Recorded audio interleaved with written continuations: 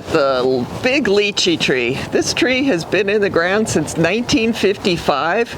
It used to be huge, and of course it's much smaller now because it was cut back for the lychee aranose mite eradication program. So we've had 3 treatments of the spraying sulfur. The leaves have emerged all over the place, a lot faster than a tree of this size that's a mango tree. I guess the thinner bark allows the leaves to sprout out a lot faster. These leaves here, this is a vine. Don't really want this vine here long term, but I figured it was helping shade the trunks and such before the leaves really start getting established. There are a few nice lychee logs. Lychee's such a hard wood that I have a hard time throwing it away. It's a gorgeous wood. So this has been, I can't even remember how many years it's been, but it's holding up really well. Sometimes I move them to a different place. It's really heavy wood, and just for either decoration or some place to sit on when it's something low. But there are a lot of changes to this area. So this is just a table that Hart picked up curbside. Somebody was throwing it away, so we worked that into this area. Here's the papaya. It was doing very well. It still is doing pretty well, but we had the winds out of the east about 3 weeks ago. It went over that way, and most recently the winds were out of the north. What I did was when it got knocked over the other way is, basically you can just put it back. It needs to grow a lot more roots, but it's pretty easy thing to give some vertical encouragement to. So we'll see how that does. As you might recall, let's see, I think it was right over here, we had 4 1-gallon mango trees in pots, and they kept falling over when they were seedlings and getting to be big seedlings. So they fit perfectly right inside this block. So I put them there, and predictably, the roots found the ground and they became huge. I thought it was really not a good idea to have mango trees this close to the driveway, so we did take those out. But over here, we had one lonely mango tree in a 1-gallon pot. Of course, most of its roots were outside of that pot. So I cut this back, and we actually took all the plastic off of this particular plant. So this is the original size of that pot. And even though the soil had settled and washed out, and so the roots didn't take up the whole height of a 1-gallon pot, it was still higher than the ground. So I just put these, what do you call it, landscape bricks or whatever in here. And I guess they're landscape stones, whatever. They actually came in on a load of dirt that I had. When they're digging out a pool somewhere, they dump the sand here, and so of course I have to salvage those, and so they have been repurposed right here.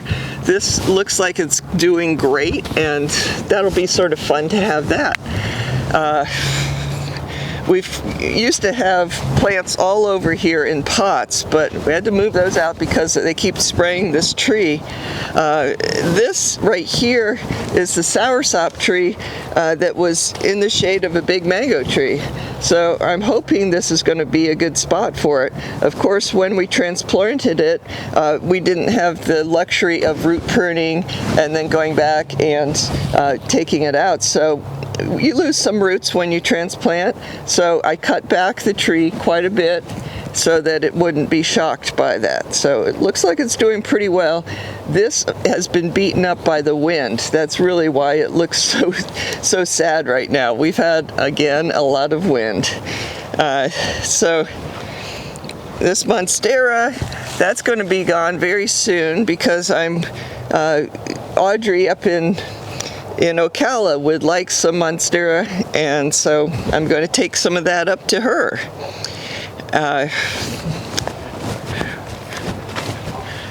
These two trees here are both miracle fruit. They just started growing on their own. There are tons of pots of plants in them around here, and all of a sudden we noticed these are years old. Miracle fruit takes a long time even to germinate, but they were really happy here in the shade. I think they're getting a little bit of sunburn, but they seem to be outgrowing that. The new leaves look really good. And this is another thing that just sprouted on its own. Well, of course it needed a seed to sprout, but somehow a seed got into this area. I did not plant it here, but it had a very interesting shape because there was tons of shade created by the lychee tree up here, and so it was growing mostly laterally to find some sunshine. So I trimmed that back. Both of these I trimmed back. I trimmed everything back, really, even the top, and I have grafted Seacrest onto it. So you can see these grafts are successful. This one got knocked off somehow. This one is not. That's not really a great position because it's more lateral. It seems that the energy really goes more vertically in the tree. But I thought, what the heck? I'll just throw one on anyway. So after these leaves get a little bigger, I'll just cut back the seedling plant at each of those places, and then we have this one down here. I don't know, it was put on at the same time. I don't know if that's, it's still green, but I don't see any growth at all, so I'm not sure if that's going to take or not. It's only been a few days, but we have an update, so let's just give you the fresh news.